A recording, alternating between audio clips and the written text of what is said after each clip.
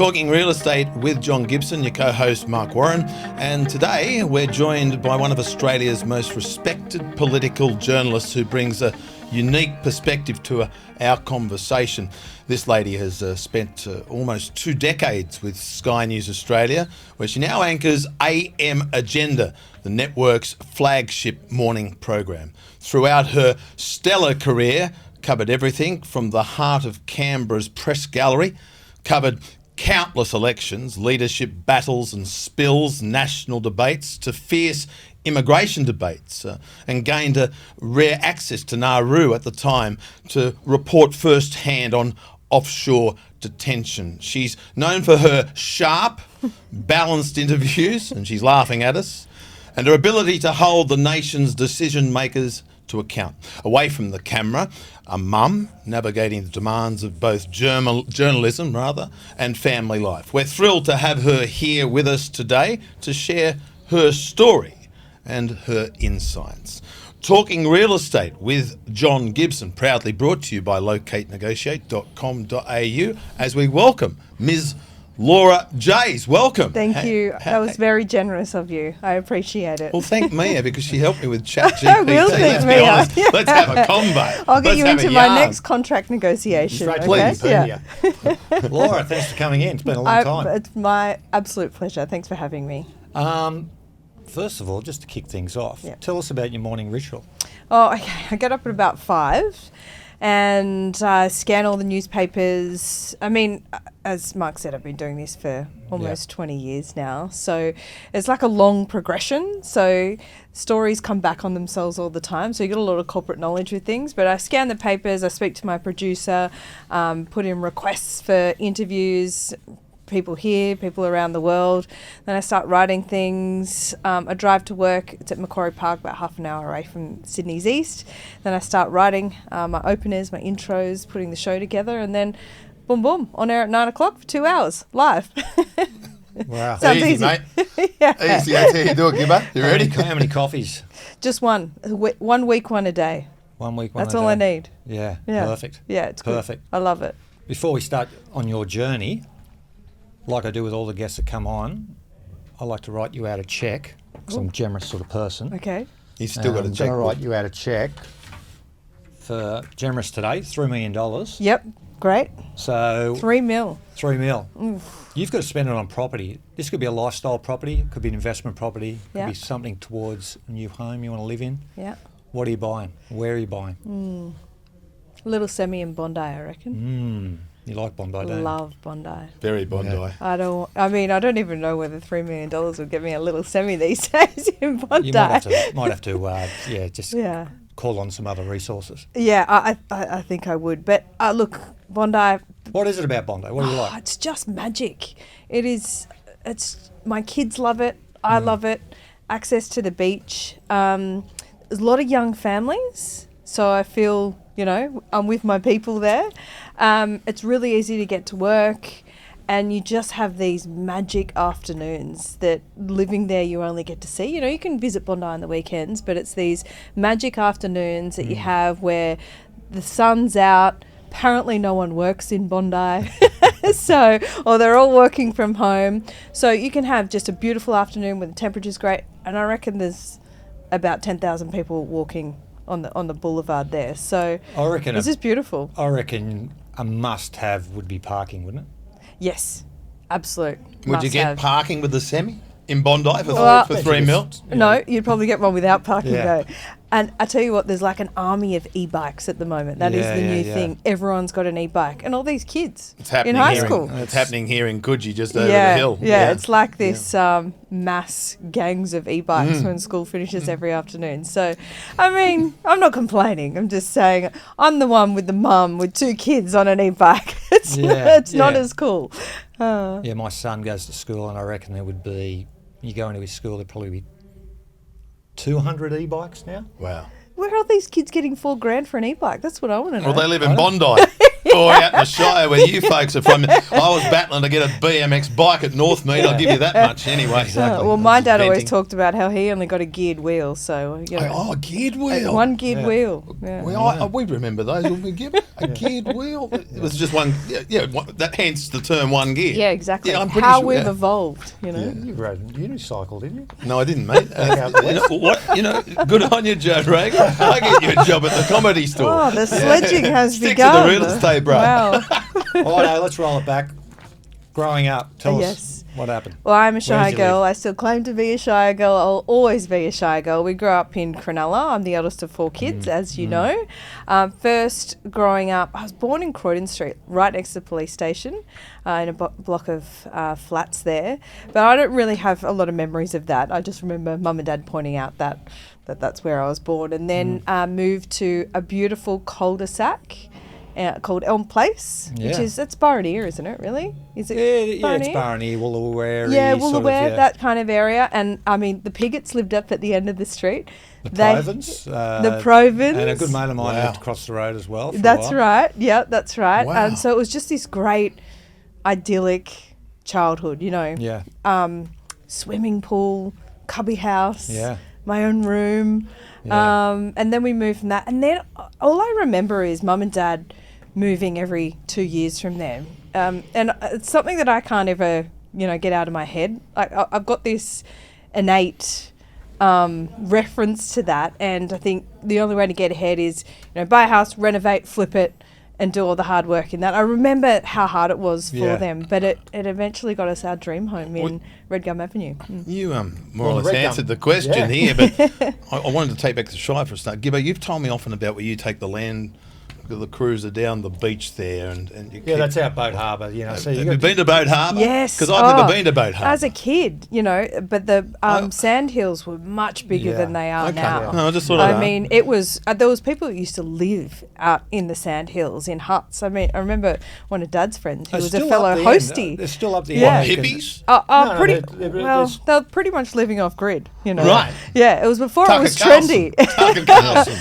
With a little less cash, I'd say, Yeah, a little yeah. less Hey, luxury. Hey, so you've already half answered the question, but why? Did your family move around much when you were a kid? And Yeah. tell me, But where they ended up, the family, is probably about 400 metres, or probably less than 400 metres as a crow flies from where my mum and dad That's had right. their property. Yep. yeah, So we're all They were at sort of Salmon in Hall. In Salmon Hall, And yeah. we're around the corner on Darook Park, Yeah. on Red Gum Avenue. So when I say we moved a lot, yeah.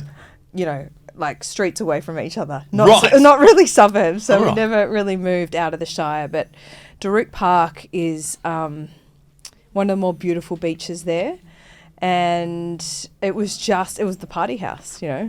It was a really fun, glorious time, Yeah. and Beautiful spot. yeah, and it just, as a teenager, gave you a lot of freedom. I mean, that was the era. You kind of, in the Shire, you kind of grow up with the surfies or the tinnies, Yeah. the tinny boys. And I was kind of like, I like She's to surfy chick. change. No, I was,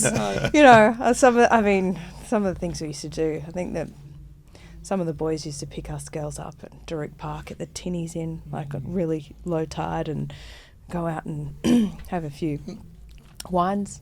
Maybe. Southwest Arms. Southwest You're Arm, quite yeah. quirky. Down the base. Yeah. You've got to be What careful with school? your schooling and education. Where, Oh, I went to St Vincent's. It's King's Cross, but Yeah. let's call it Potts Point. So I got The Golden Mile. yeah, exactly. a few early starts there in the morning. Yeah, 7:02 train every Yeah. single morning. Do you get the bus from up the top? I was yeah. just leaving the bourbon and beef. Yeah, there you go. But I mean, it was of an era. I don't know whether it's as prevalent now, but I'm talking by the time the train got to Caringbah, there'd be 2 whole carriages full of school kids going to St Vincent's, Skeggs, Scots, Waverley. Yeah. So it was the thing to do. I didn't even batter an eyelid at going an hour each way to school every day. Wow, each way that was a home. Yeah. hike. Yeah. I For 6 did a lot of years. buses and trains, but that beats me. It was a lot of people from the Shire that would have Heaps. been city schooling. More Yeah, than you think. heaps. Well, I don't Yeah. know, I mean, right? You yeah, get a yeah. passport to go to the Shire. The public system in the schools was pretty ordinary. I mean, I went to De La Salle at Caringbah, but I mean, Cronulla High was probably back then was a school Look, a of lot of last my resort, mates went to Woolooware High was the one at the time. Yeah. That was the go-to. Yeah, that was the go-to. Yeah. And look, I've got heaps of friends that went to Cronulla, Woolooware, OLMC, Yeah. DLA. We all turned out all right. Yeah. Yeah. Yeah. No, it's. I mean, like, you look at Cronulla High now, it's like actually hard to get into. Yeah. The tide has turned. I mean, Yep. there's a lot of people, all the subdivisions, all the land they built. All that development at Green Hills, right? Absolutely. When The I was schools are growing filled up, that wasn't even. It was not the exotic place to live. It wasn't. Yeah. It was kind of. It was always Woolooware Road, right, and Yep. it centred around that, and it still is the case. But Kurnell, it's a beautiful place for Yep. families to grow up around those green. Didn't I just see like a home selling Green Hills for like $20 million the other day? It did. And I've been to it's Kurnell once. extraordinary. I did a short course triathlon at Kurnell. Did Little you? Yeah, I did. Yeah. No, I did. Would have been John Holt, a famous guy from the Shire, probably ran that back in the day. Wow. Is he the one with the big Dalmatians? No. I think he might be. Yeah. Yeah. Yeah, I remember Yeah, him. terrific guy, a bit of a legend of the Shire. I could negotiate very- Shire tourism. Yeah, it's a very small world, isn't it? The It Shire. is, I it love is, it. Yeah, it is. it's great. So, out of school, what were you going to do? What happened? I decided that I wanted to be a ski instructor. So, yeah. So I decided to go to Austria for, I think it was 4 weeks initially, and do my ski instructor certificate. And then I stayed on and taught.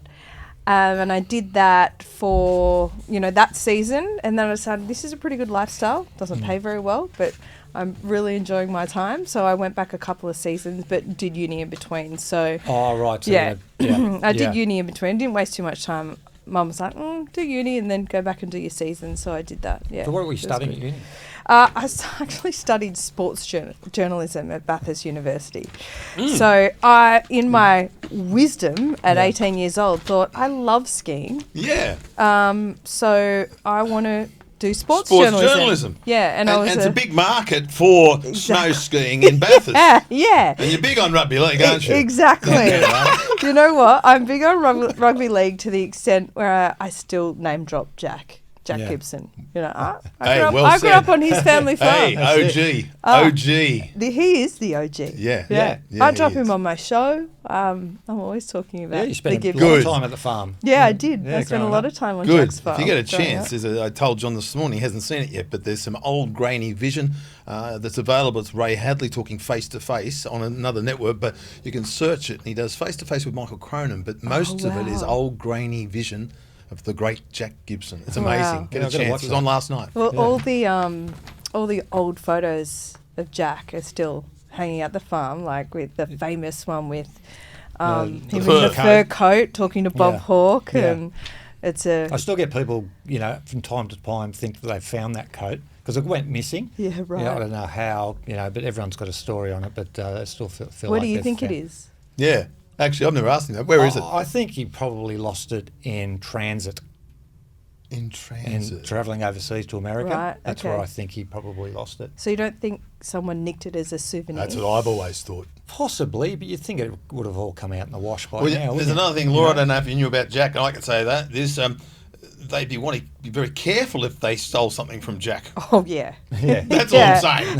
Right. Well, before my dad met my mum, Yeah. he went out with Susie for a long time, Wow. about Yeah. 7 years. So Wow. there's Bloody a lot Shire, of eh? yeah. The That's how the Shire works. I've got a brother that lives on the insular peninsula, but you Yeah. people. Yeah, You people. exactly. Yeah. God's So, country. When you're, were you living up at Bathurst?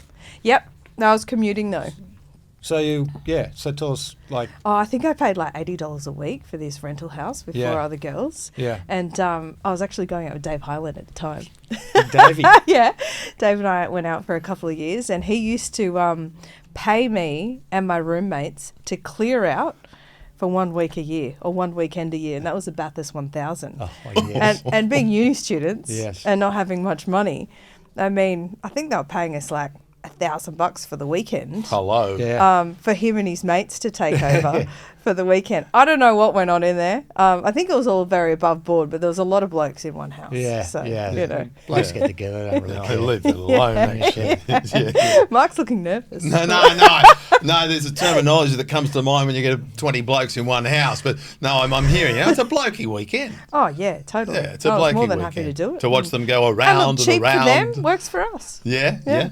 So you did snow skiing, you studied. Yep. What other odd jobs did you have? Oh, my first job was Crazy Prices in the mall. It was this like I don't know, it's still owned by Woolworths, or was it? It was like the reject shop. Yeah. And I worked there. It was so fun. One of my friends' mums ran it, Susie Ward, and we had a great time. Just so good. It was fun having a job like that. Get the dishwashing liquid there from the reject shop and the tea candles and so forth. That's right. I think it's just the matter of you actually getting some cash. Yeah, I think I was paid. I think I got a job there attractive. when I was just 14. So I had to get parental permission. Susie had to approve it, Susie Ward.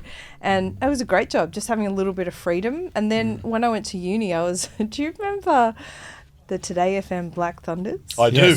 I was a Thunder Thunder pilot. And so, hang on, if you're That's Black the Thunder, technical term, if Mark. you're Black Thunder, tell me, was it the Rock Dog on Triple M? He was part of the Rock Patrol. The Rock Patrol. So you were like you're in the same building at rivals. Bondi Junction, one floor above each other. That's right. But you were competing, the Thunder versus the Rock Patrol. Yeah, and was it the that's Rock Dog? But I'll tell you what, we're still both giving out icy cold cans of Coke. Well said. Shout out Coca-Cola. This is Talking Real Estate with John Gibson, but warrenmedia.com.au if you need some help. Yeah, before I interrupted you, where were you? And where are we, John? Okay, well, when did political journalism come on the radar? So you've done the sports side of it. Yeah. And you thought, well, I'm just going to get in the straight. Well, I was never going to be, a rugby league expert, an AFL expert.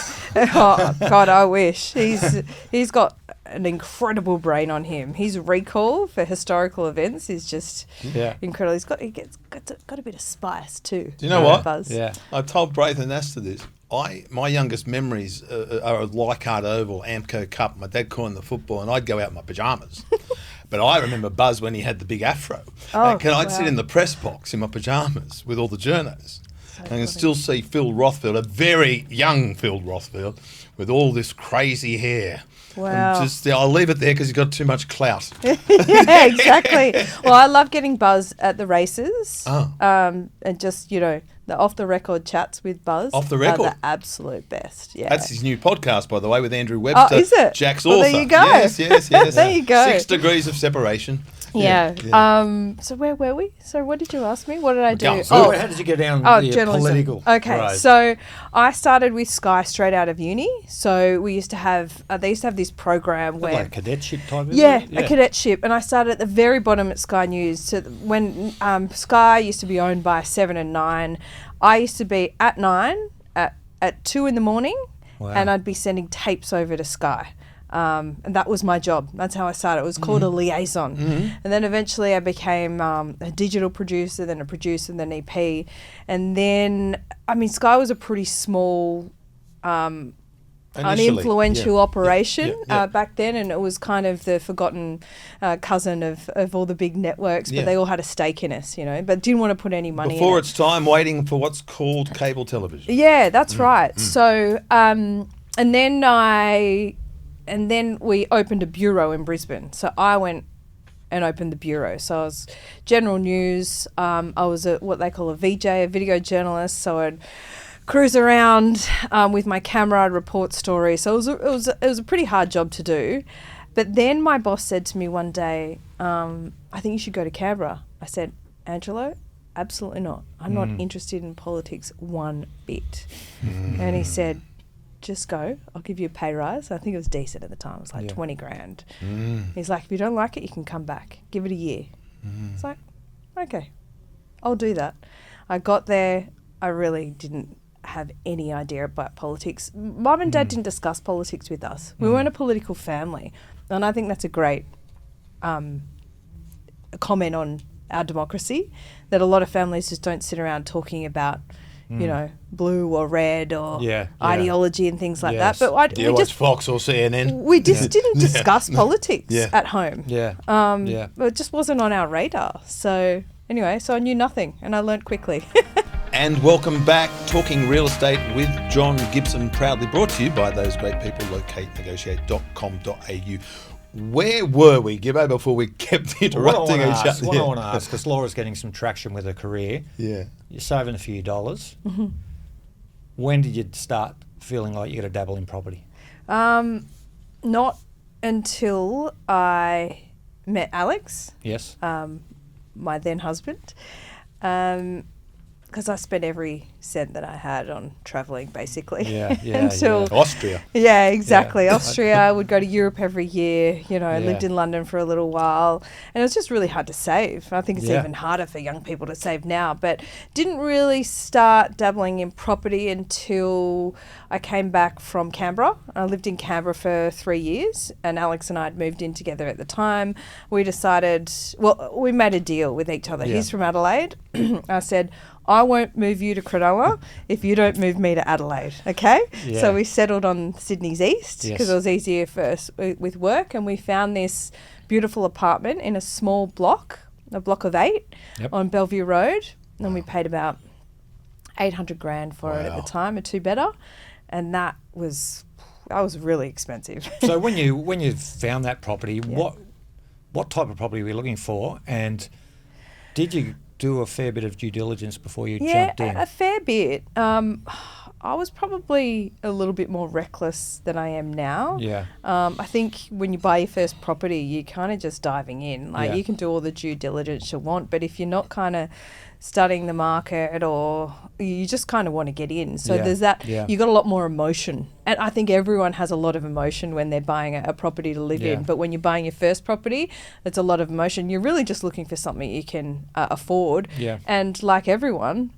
we missed out on a couple. Yes. And I think it was good to miss out on a couple. Mm. But once you start looking a lot, you know, you find out what you really, really like. And we're kind of lucky. We went to the auction. We thought there would be a lot of competition. There was one other lady, and she got out pretty quickly, and it was ours. Bang. Yeah. Hammer falls. Once, twice, 3 times, all said, all done. You've done a bit of auctioneering in your time. Hey, yeah, now, just... Now, how long did you hold that property for?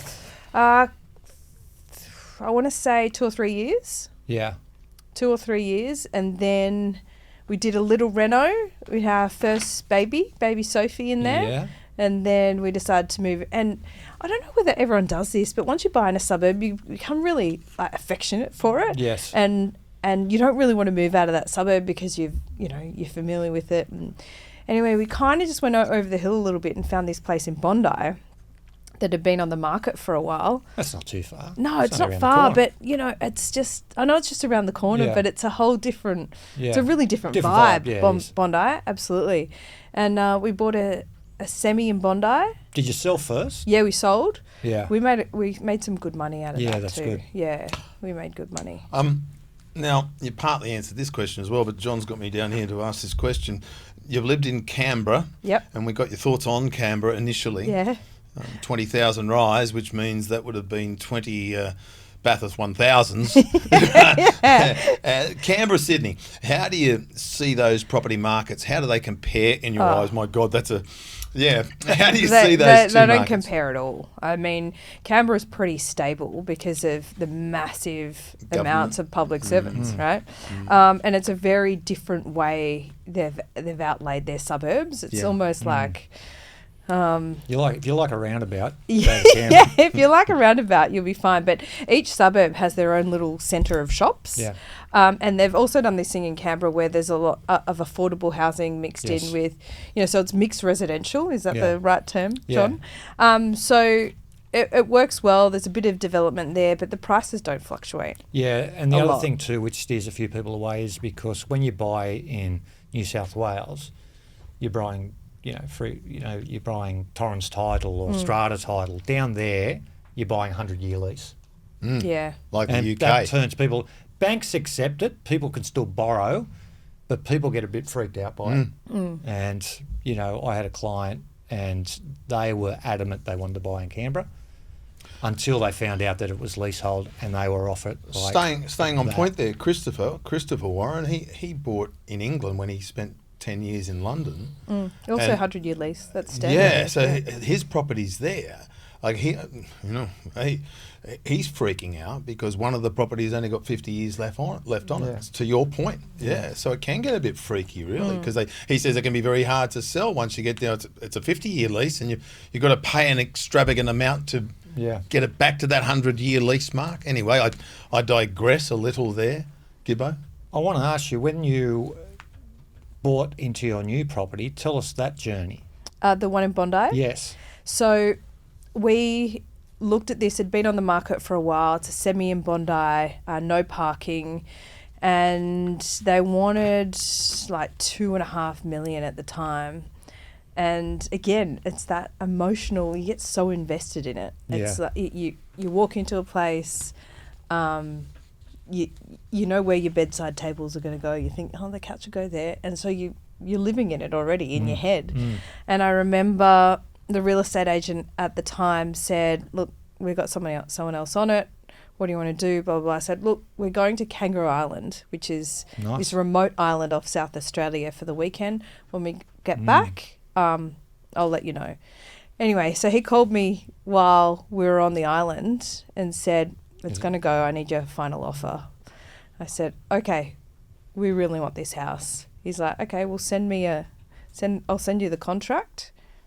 And I had no way to sign it and then send it back. So I actually, this would have been in like 2018, signed a contract via fax to buy this house. Go the facts. Yeah. Go the facts. For our younger audience, we might need to explain what a facsimile is. Yeah, but, exactly. Because everything's they done don't exist via, anymore. Electronically these days. Yeah. Yeah, so What's we old bought is that new, by you fax. never know. Yeah. Well, electronically, I mean, with COVID, Yeah, everything became electronic all of a sudden. totally. And it's just mainstream now, and you just sign everything up via agreements via DocuSign. Yeah. And when it first got introduced, you know, you had someone you're dealing with in an older demographic. Yep. They would go, I am not signing something on my phone. No. You know, and some Absolutely. still do. No, that's what And you that's do fair now. enough too. You Yeah. know, like if it's not familiar and they're signing their life away, why do it? Yeah, Yeah. So absolutely. so you held that property for how long? 3 years, we renovated it, a really big reno. Yeah. And you get a little bit addicted to renovation because I was pregnant with Billy at the time. I was still working. It was COVID. And Jake from Think Built in the Shire was doing our renovation, who's Kate's husband. And I know Jake very well. Yes, I know you do. You're a brave lady. Yeah, he's a wonderful builder who was so good. But finished it. It was amazing. But I'm like, I've got itchy feet. I think we should flip it. Yeah. Let's flip it and do it all again. Yeah. In hindsight, that wasn't a good decision. Should have stayed and loved it. But, Yeah. How much would you have spent on a reno? So you've bought, what would you pay for that property? 2.6. 2 points. And how much would you Six-ish. tipped into it? Probably tipped another 600 into it. Yeah. And then we sold it for 3.8. 3.8. So it was a good earner. So it did all right. Yeah, Yeah. it was But good. it was at a time when the market had skyrocketed. Yeah. Just after COVID anyway. Did you have that thought, like, if we sell this and then we're going to buy something else, and all of a sudden there's been traction in that market? That's right. And then That's right. That's Yeah, and we actually made not a great decision. We bought on a busier street in Bondi in a more up and coming Yeah. area, a place with a lot of flats on it. Yeah. And what I've learned now is really look at the neighbourhood that you want to live Yeah, in rather agree. than just the house Yes. as well. Particularly in Bondi, it's a really different lifestyle. Yeah. I mean, I don't spend a lot of time at home. It's a time in the community. Yeah. So walking with, chatting to your neighbours, it's become a lot more important to me than it used to be. Yeah. A lot of people back then, because there was so much traction in the market, Yeah. and the market went gangbusters and, extraordinary growth over Yeah. a period of time. So the trend was that a lot of people were retaining their properties, going and buying something because they just knew they didn't want to sell and then be out of the market. Yeah. More like did you ever think of maybe doing that, or you just wanted to be comfortable? And Look, I don't like to put that kind of pressure on myself. Yeah. Myself, personally, I'd rather sell than buy because I want to know what I'm dealing with. And yeah, it's just a bit. I'm just a little bit more cautious like that. I get worried. I get a bit worried, John. Yeah, that's fair enough. It's the sleep test, isn't it? Yeah, absolutely. You'll probably not get enough of it. No, exactly. Righto, so we've written you out a cheque, you've bought a place in Bondi, Yep. then all of a sudden you come into a bit of money again. If you had to choose beach shack, city apartment or rural escape, what are you going? Beach shack. Yeah. Yeah, every time I think. Yeah, where? Bondi. No, you can't buy, you've already bought a property in Bondi. So, back in the Shire. What's that, For Boat sure. Harbour? Is it Boat Harbour? No, you can't I buy reckon. those. Well, South you told me there's Cronulla. huts there. South Cronulla. South Cronulla. I've fantasised about moving back to South Cronulla. I loved it. Yeah. It was just such a great place to grow up. Yeah. You know? It's like everywhere at the moment is that there's been so much development. It's gridlock, whether it's here or Maroubra or Manly.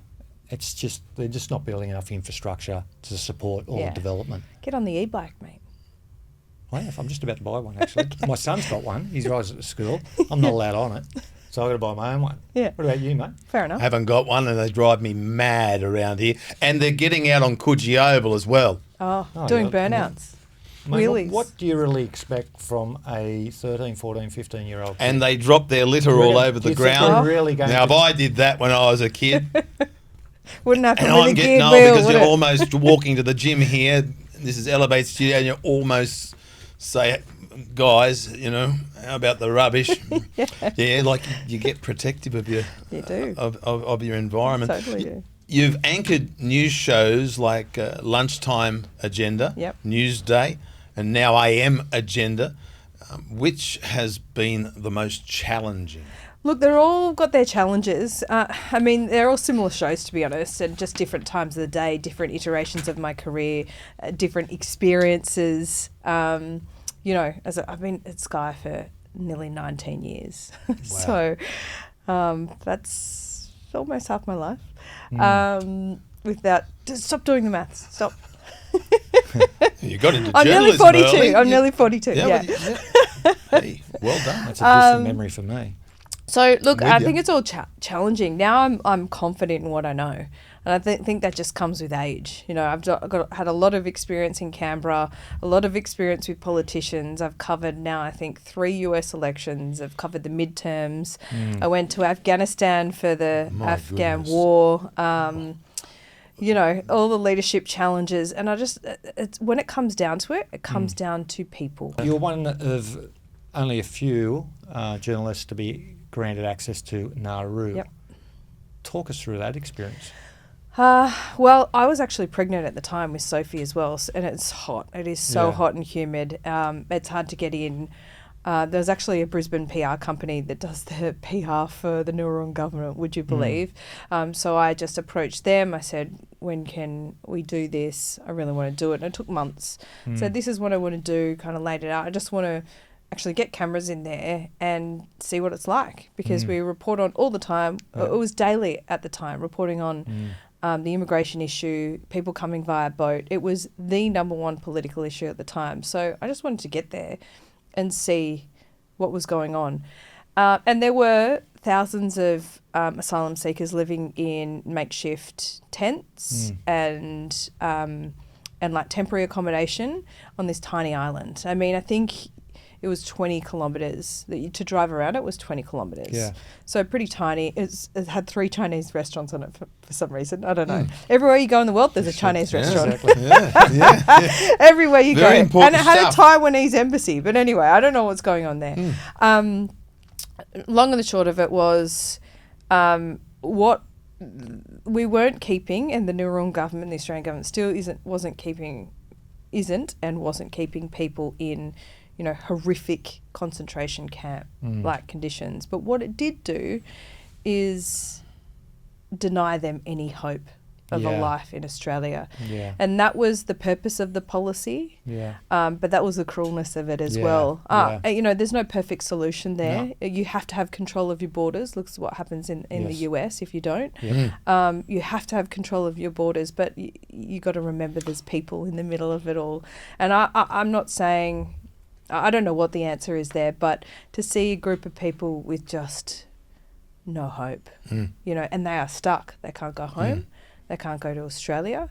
And so they're trying to set up this life in Nauru. So you have, you know, a couple of enterprising young men who set up like a beach cafe. But, you know, it's tough.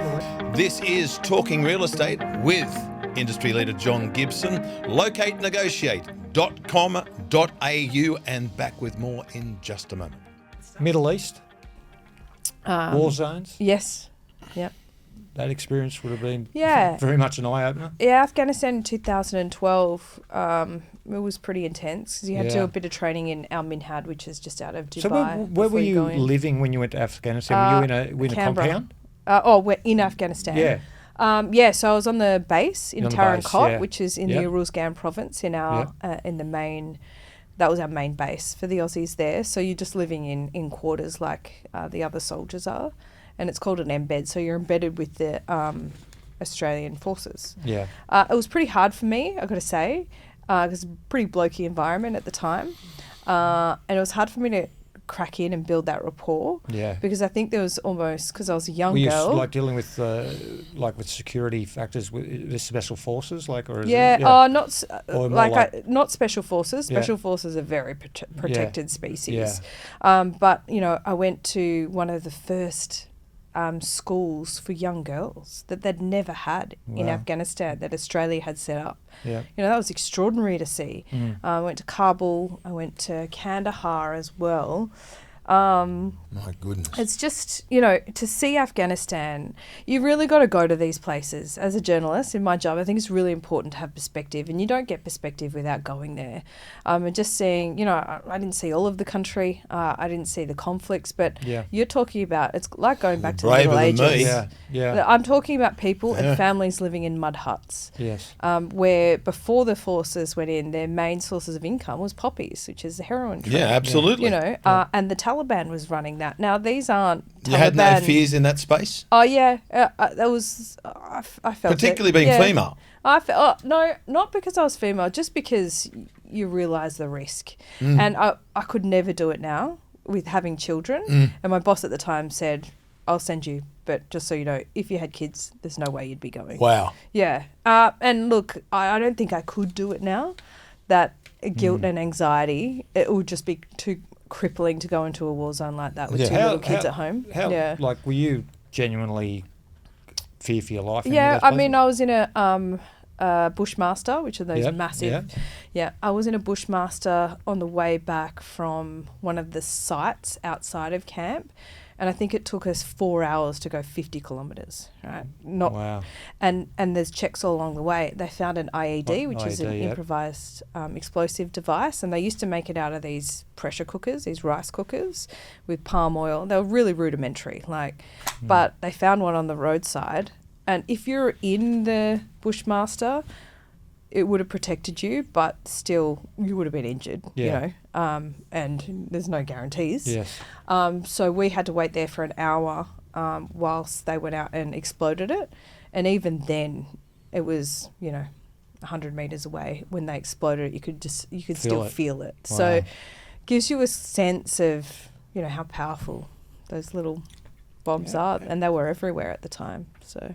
I want to know how you mentally prepare for those big interviews when you know you're going to be dealing with someone who's going to come in with a lot of spin. Yeah.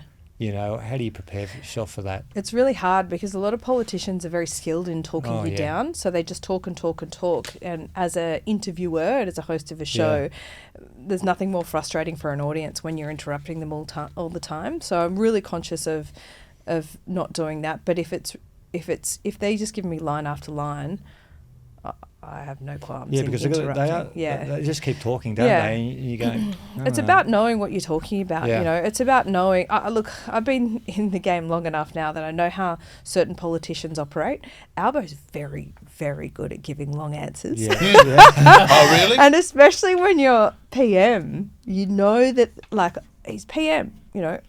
If I'm interrupting him, I got to make sure it's the right way to do it. Yeah. Have you been surprised, though, by any of the politicians' honesty? Yeah, Barnaby Joyce is always a cracker to interview. I mean, I like it. He can't hold I back. like it. I mean, don't worry, he's a spin master as well. Look, I'm surprised. Peter Dutton was a pleasure to interview, a real pleasure. He would be quite open.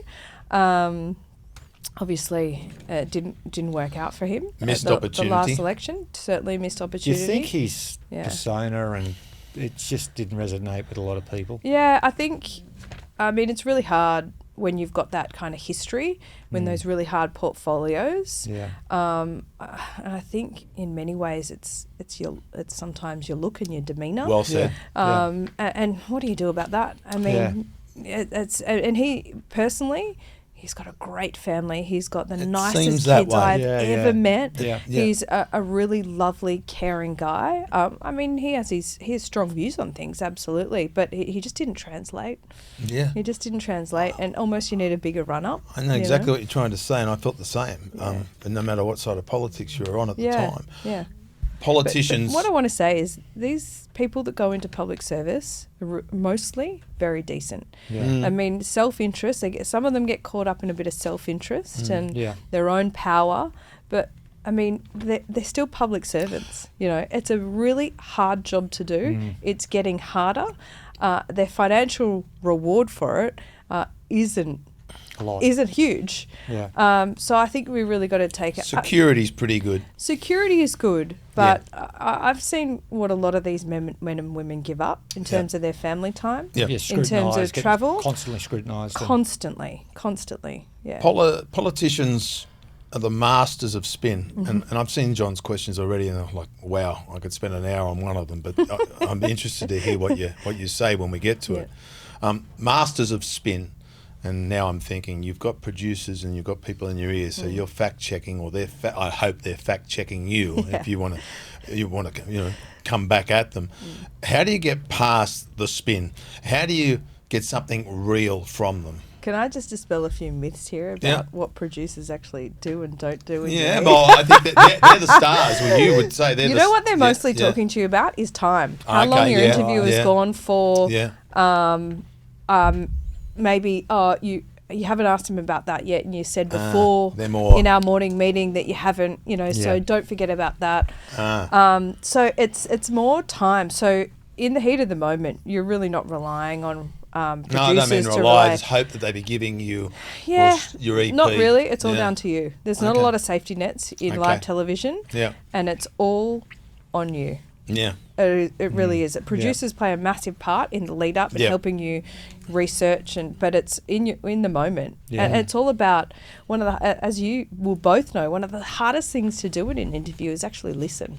Because especially when it's live, you're thinking about what the next question is. You want to make sure it's still watchable and the audience is getting what they want from your interview. And you don't want to change for the sake of asking the question because they've just made a good point, so you stay with that question. Exactly, but that can often be deflection. They don't want to talk about what you're there, and then they make a really interesting point about something else. So you're like, okay, do I follow them? Yeah, or do I go jump? And usually you do, but I always make sure I come back. Yeah. So listening is the hardest skill to master. I haven't totally mastered it, but it's listening. The art of listening. You've got a lot to say too, Yeah. And you want a lot. You've got limited time. Exactly. You want to get as much out as you can and get as much out of them as you can. Exactly. And they go on there with one goal. They usually just want to get 1 point across, and they want to hammer it home. Yeah. Some of the best interviews I do are like with a live audience that aren't recorded, or they're Chatham House, and you can kind of ask politicians what they think on a more of a macro level. Yeah. And that usually gives you an idea of what makes them tick. Yeah. What their purpose is, and what the point of them is. Most of them have a good idea of what they want to do. I mean, you don't go into politics to be rich, right? You go there to make a difference. For better or worse, your most memorable political interview? This is the most memorable, not because it made a huge impact, because just I remember the mechanics of it the day. The Iranian foreign minister happened to be in town. This was about 10 years ago. God, the Iranian foreign minister. So they don't come to, the Iranians aren't going to come to Australia. No. At all. No. for the next little while.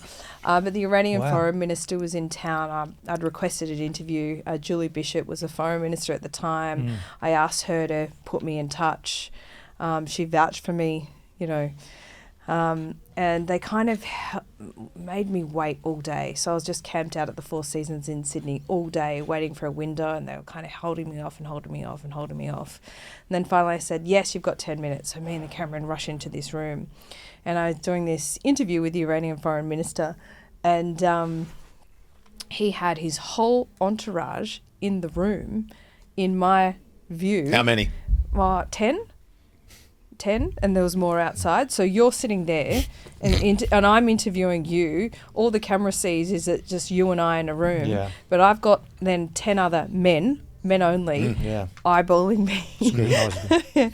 And that was 10 years ago. So I wasn't as confident, or, you know, I hadn't been in the job as long covering politics. That was super intimidating. Big time. And I remember making a comment about America being a superpower, and he's like, well, you might think they're a superpower, but I would disagree with that. Or I mentioned that maybe they're the leaders of the free world, and he took exception to that. Yeah. So that was just really intimidating. Wow. I remember that. Gibbo, Yeah.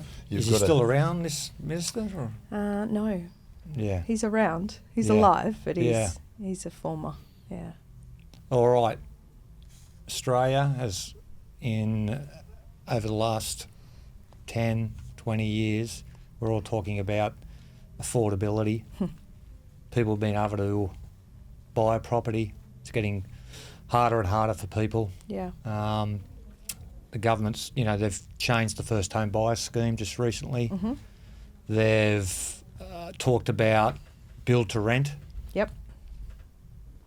You know, what's your thoughts on this, and can they resolve it? We're talking about 1.2 million homes that need to be built Yep. in the next 5 years, and we haven't really made any inroads. Like, these things aren't linear. They're not just going to, you know, it takes time to ramp up to build those amount of homes. I think there is a seriousness in it now. I mean, look at what Chris Minns is doing in New South Wales. Yeah. He really, he's trying every angle that he's got. The planning, I mean, the councils, the level of governments that are in the way and working against each other in many ways is part of the problem. And I think that does take time to sort out. The new policy, the 5% deposit, I mean, how could it not help? I mean, that's got to be. The only question I have is that thing. it's going to have, they've upped how much you can be eligible for that scheme in Sydney. It could be 1.5 million. You're still eligible. My question is that going to allow more people to buy in? Yes. Is it going to potentially push up prices? It definitely Yes. will. Yes. And it will. So Because have it's you all actually supply- resolved that problem? No, absolutely not. No. But it comes down to supply and demand, Yeah. right? And the demand is there. It's not building and up the property. supply is dwindling, absolutely. I think there's been a real shift, particularly in New South Wales. During the election campaign, Minns talked a lot about Sydney as compared to Manhattan. Now, I don't think Australians are quite ready for a Manhattan in Sydney, particularly in Sydney's east or around the city. leave Moore Park but alone. he's trying to ease. He's trying to Thank ease you. people into it. Yeah. That, you know, maybe you've got to give up that quarter-acre block if you want to live close to the city.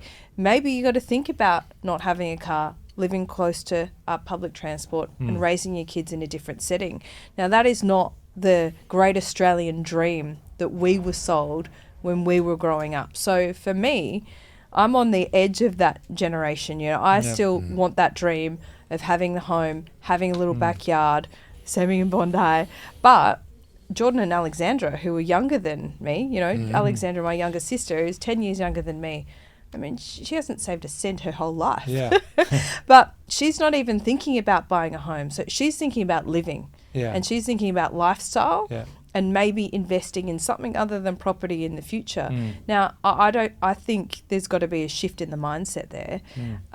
The only way she can probably get in is in investment, but probably not where she wants to live. So we've got to think about how that changes the market as With well. John Gibson, But locate, negotiate. Exactly. But I Right. think sometimes when people they get, I can't afford this here, I can't. you don't have to buy in this area. No. No, that's Just right. buy an investment property in another area, something you can afford, Yep. pay down the debt, Yeah. and then eventually you can get back in the area you want to buy in. That's right. So, And that's why negative gearing policy has got so much emotion around it, right? Labor took it to the election under Bill Shorten a couple of years ago, and he lost. And I think, police officers, nurses, Stars, they nurses. they all absolutely. Yeah. But they're the ones using negative gearing. Yes, the outliers are that people have got 10 or 20 or 100 properties and they're all negatively gearing Yeah. that.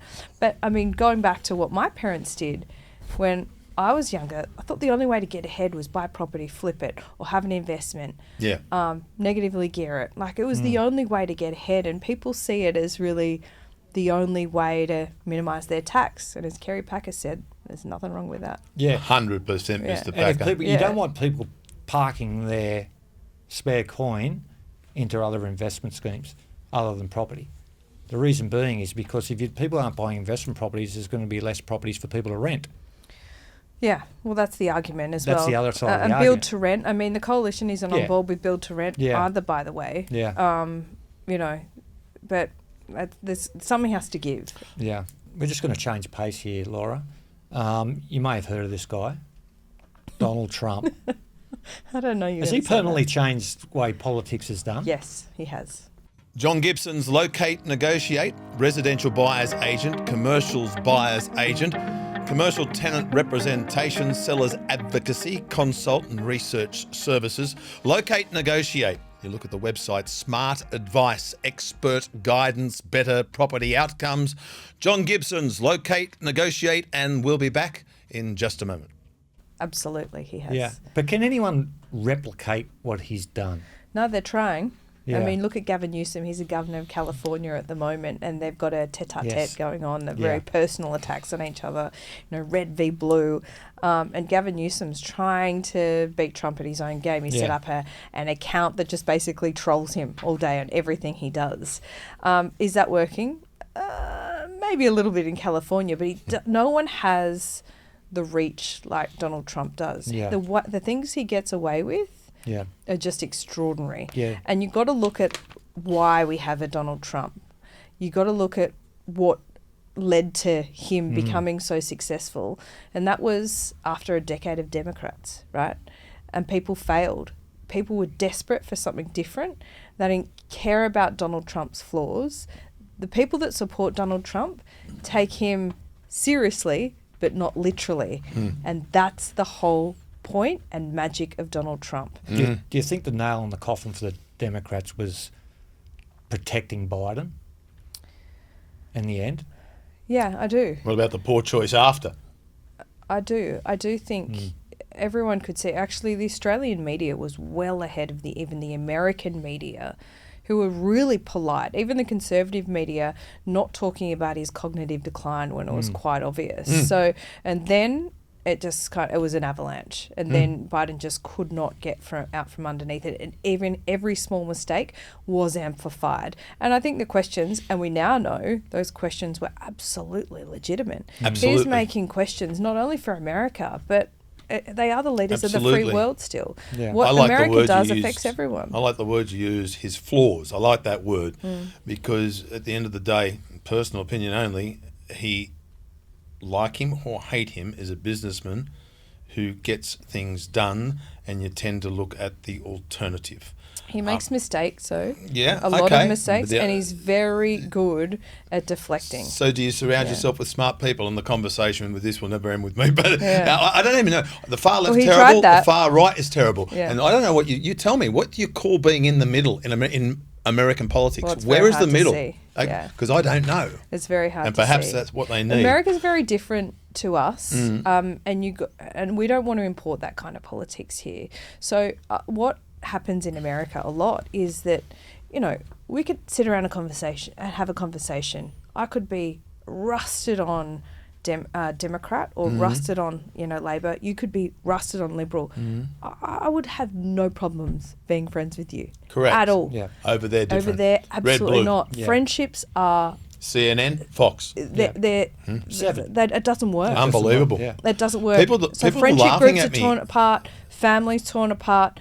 because politics is, as I said, I grew up not talking about politics around the table with mum and dad at all. 100. Didn't even know about the political parties. Yeah. I knew a little bit. I knew we had a prime minister. I Is knew we were is living it in a a gross democracy. exaggeration but- to say to people going back to before the last election that, and this is a gross, tell me if it's a big jump, people didn't understand just how close that country perhaps was going towards, I know it's huge, maybe you'll say that's a big exaggeration, civil war. America, I think they were a way off, Yep. but that was the trajectory was there. Yep. I don't think Trump stops that. Okay. I think there's so much tribalism in America. Yep. It's a really, I covered the last election. I've just been over there. I did a week of shows in Washington, D.C., and I've covered the midterm. So I went Texas, I've been Detroit, Pennsylvania. A lot of people going to Texas. A lot of people going to Texas, but that's mainly a tax reason. They don't have Okay, state. thank you. They don't have state Okay. taxes. Joe Rogan Yeah. operating out of Austin, Exactly. and I might say Austin is so Democrat because Is it's it? a uni town. Yeah. So people like that are going to Texas because of the tax. So they don't have state taxes. So they save about, I don't know, I think Whereas it's 10 to 15%. California, or you something. tax through the roof. Do you think? They do. Do you think these next midterms, Trump's going to be in a bit of trouble? Because what I've seen is that to me, he's a little bit of a windsock. I feel like he blows here, then he blows there, and whatever he wakes up with sometimes. That's the impression I get sometimes. With the tariffs, are they going to be effective? They're not being effective. They worry me, Gibbo. With inflation, is this all starting to come back to haunt him? Because Maybe, but do you think? I mean, he looks at the market as well, and the market has come back since Liberation Day, as he described, when all the tariffs came in. Yeah. I think $15 billion, maybe more, maybe trillions. How important are wiped we off. to them? How heavy will he go on us when a penny? Well, we've got a finally- 10% tariff. Yeah. I mean, we're doing best, Yeah. the best out of anyone in the Okay. world. He's not going to give any country a zero tariff because it just doesn't fit with him. So 10%, I mean, I think we should just shut up and get on with it. Well said, To be spoken honest. by Laura J's. I Gibbo, where think we're we up should to just here. get on with it. Yeah. But on the midterms, I mean, the Republicans had a really poor showing Yeah. at the midterms before the last presidential election. So that tells you everything you need to know. Yeah. The midterms don't really matter that much. Trump is in his he doesn't care era, if I Yeah. can put it like that, Yeah, without yeah, any expletives, Yeah. because you only get 2 terms in America. The But is he Constitution. gonna change that? He's trying to change look, it. Do it'd you be think that's- very hard to change the Constitution. Look, you wouldn't put it past him. Yeah. But don't forget, he's 80 years old. He's still got 3 years to run. Almost. Yeah. Almost 80 years old. Okay. But, him and Biden are the same age, different cognitive abilities, absolutely. But, he wants to get as much as he can done, and he's made heaps of money. Heaps of money you while he's think- been president as well Yeah. on crypto. I mean, depending on who you're listening to, one side will say that it's all about self-interest and how much Yes. does he actually care for the country. And, it's so... For you all can these turn flaws, on- I smell You can I smell turn a on patriot. whoever you like, depending on who's, Yeah. what podcast to listen to, whatever, and everyone seems to have a compelling argument.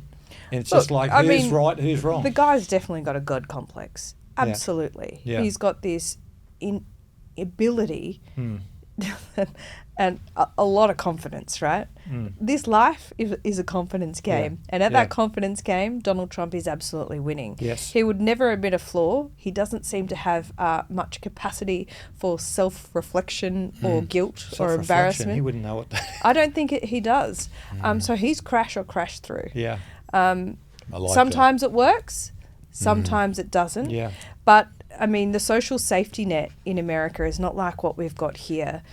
You go to San Francisco, you should see what San Francisco's like now. It's I went disgusting. San Francisco, Yeah. Detroit. Yeah. San Francisco is like the zombie apocalypse in the downtown Welcome. area. Yeah. Like just after dark, I'm talking hundreds of people Yeah, it's not that good. just living on the streets. It wasn't much good when I went a long time Completely ago. I fell high, off a skateboard there. incapacitated by drugs. I would have seen in the space of 10 minutes 3 people shoot up in front of me. Wow. That's Yeah. pretty heavy. Heavy stuff. And then I went to Detroit. Completely different completely different city. Yeah. So all these places that we knew growing up, I went to San Francisco as a kid with Dad, and we went for Qantas. Yeah. I mean, it's California. This is Kamala Harris territory. Yeah. And the way the tech industry there, Silicon Valley, has brought all this money, but then the wealth disparity has created housing issues. Yeah. So a one-bedroom brand new apartment in the city of San Francisco can cost you, $6,000 a month, and that's USD. Whoa. Yeah. So it's kind of like this Byron Bay problem, in a bigger way, whereas you've got property prices going nuts because there's a lot of money, but then how do the cafe store owners, the shop attendants, the car wash, where do they live? So they're having to live further and further out. So you create this real disparity there. It's just interesting to see. We live in the best country in the world, by the way. Well said. Yeah. We really do. I've got to ask you in regards to Epstein files. They're not getting released. Are they going to get released? Do you think eventually they'll come out? Don't know. Well, the Because latest... they're going hard at him from both sides now. Hard. The Democrats got a bit to worry about as well. So there could be a little bit of self-interest at play here, right? Because there's a Bill Clinton alleged angle. Do you think people have accepted that he's going to be in them, but they were just... Yeah, there's a difference between being on the list and in the files. Yeah. So, I mean, the latest is his birthday card that surfaced of this woman that, what does it show? Not much, except Donald Trump vehemently denied that it existed. And it does. Here it is. Does. So will he release the Epstein files? Even, like hardcore MAGA conservatives in the United States, like Tucker Carlson, Joe Rogan, are saying, hang on, something's not right here. So look, when it comes to domestic politics in the US and media, the media have so much power.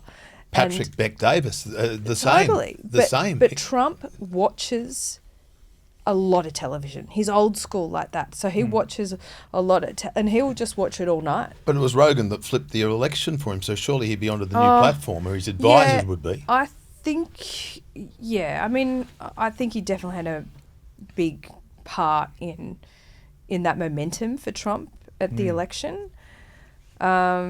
Flipped, wrong word. Look, I would say as well, we've got to keep this all in perspective. I don't think presidents or governments necessarily win elections. I think governments lose. So I don't think people necessarily win. I think Biden lost the election. Like, how could people vote for him? No, they couldn't. And then it was Kamala Harris, and she just didn't... Authenticity. There's so much... Whether you believe Trump or not, it goes back to that, what I said before. His supporters take him seriously, but not literally.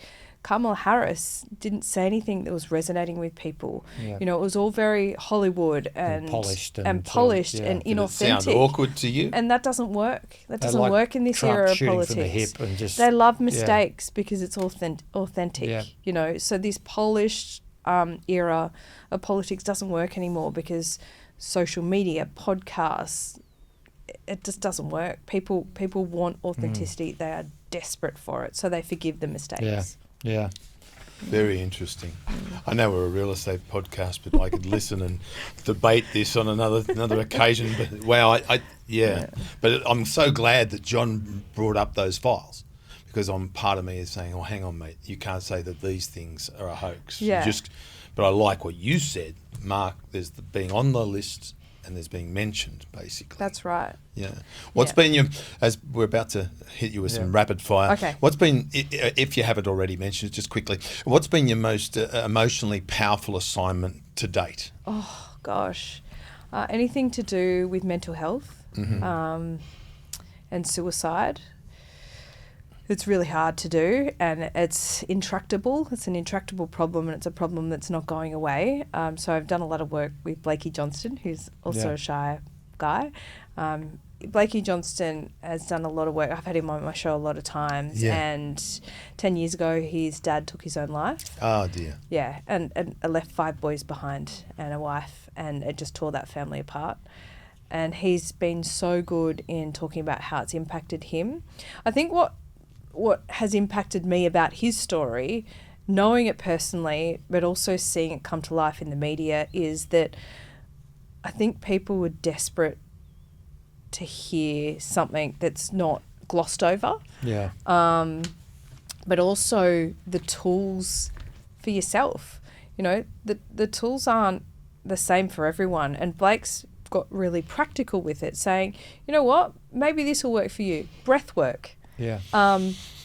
Or surfing, or more physical activity. The gym, my kind of chapel. The gym, Yeah. exactly. Talking to your mates, and just open up all these beautiful conversations.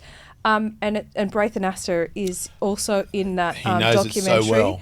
I didn't know about Braithen Yeah. Astor's story, and he was. Braith has been on this show as Wait well. till you see him in this documentary. Oh, it'd be hope very I'm not- hard for yeah, him. It'd be yeah. very, It was Forward to it was watching. so impactful, and it just shows you that it affects every corner of our society. And the most important thing in this life is to have connections to other people, deep connections. And happens to high achievers. Winston Churchill, the Black Dog, that's where it came from. Beyond Blue, Mr. Kennett, I believe, was the instigator or the founder of Beyond Blue.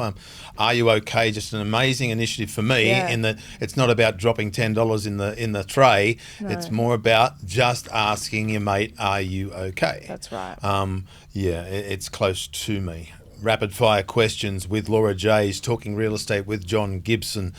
If you weren't in journalism or media, what would you be doing instead? I'm probably still ski instructing, going season to season, but Maybe a cafe in Cronulla. maybe. You haven't dreamt of that, have you? Doubtful. I don't know. No. But look, in my older age and in my wisdom now, I wish I'd actually studied economics or something in finance at university, because it touches everything. I mean, media does too, but I wish I understood, economics there. What a little about bit more getting than I do. directly involved in politics?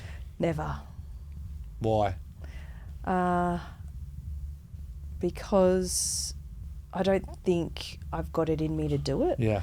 I think there's too many people that go into politics these days without a specific goal in mind. I think you have to be passionate about a certain issue, want to change something, and that's what you want to get in for.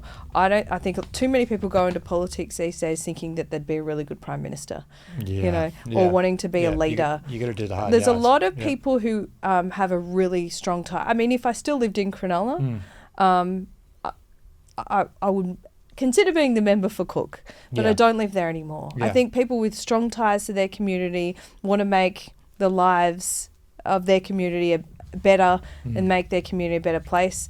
There's a lot of nobility in being a backbencher. Yeah. I won't hold you to it. What about you, Gibbo? Are you going into politics? Not my cup You're of tea. very mate. high profile in the Shire. Not my cup of tea, Yeah. mate. You know what? You've got to be able to go to an opening of an envelope No, Yeah. as well. not your and Yeah. that's not my go. No. I just don't want them digging through too much of my past. I'm going to put my hand, right? You know what? I'm going to put the hand up. I I'm going to put my mean- hand up and say I would be petrified. Yeah, I'd be. I mean, in all seriousness, I didn't do anything that bad, but I can't remember. I'm what I did hearing at you. Northies, for example. Yeah. Oh, you don't remember 35 years ago at the General Burke at Parramatta? I'm like, no. Exactly. In good conscience, no. Exactly. Yeah. I think you do really stupid things as a kid, and I wouldn't want that to be resurfacing as an adult. Yeah. So if you had to roll the clock back 25 years, what advice would you give to yourself? Good question, John. That nothing's ever as good or as bad as it seems at the time. Yeah. That's the advice Yeah. I would give Yeah. myself, because I think when you're in your 20s, even younger, in your teens, there's so much intensity. Yeah. Now, I'm not saying, dilute that intensity, because that's what life is, but nothing is ever as good or as bad as it seems at the Yeah. time, so you do have to keep perspective. I would also tell my younger self that your friends and your family and your connections are the best investment you can ever make They're key. for a life of happiness. Yeah. Yeah, Fantastic. my one is I always say, as bad as it is, it'll be better tomorrow. Totally. And often it is. I like what you also said to me, what the German generals used to say, sleep on it for a night. Anyway, it's, Yeah, no, that's right. some of your stuff sticks with me, Gibber. Sometimes you're mad and angry for whatever Yeah. reason. You know, sleep on your grudge and address Totally. it tomorrow. Yeah. You know what? A great way to finish. Gibbo, Laura Jays, thank you for making this happen. Talking real estate with John Gibson. But I'll be very open because it's a space that is close to you, and we're talking about mental health. I had a professional say that to me. The highs are never as high and the lows are never as low. Laura Jays, you're a superstar, and thank you for being, or rather talking real estate with John Gibson and this buffhead. And Gibbo, until next time when we talk in real estate. Yeah, we'll see you then, mate. All right. Good on Thank you. It's been my pleasure. Thanks Thank a you. lot. Cheers. Thanks.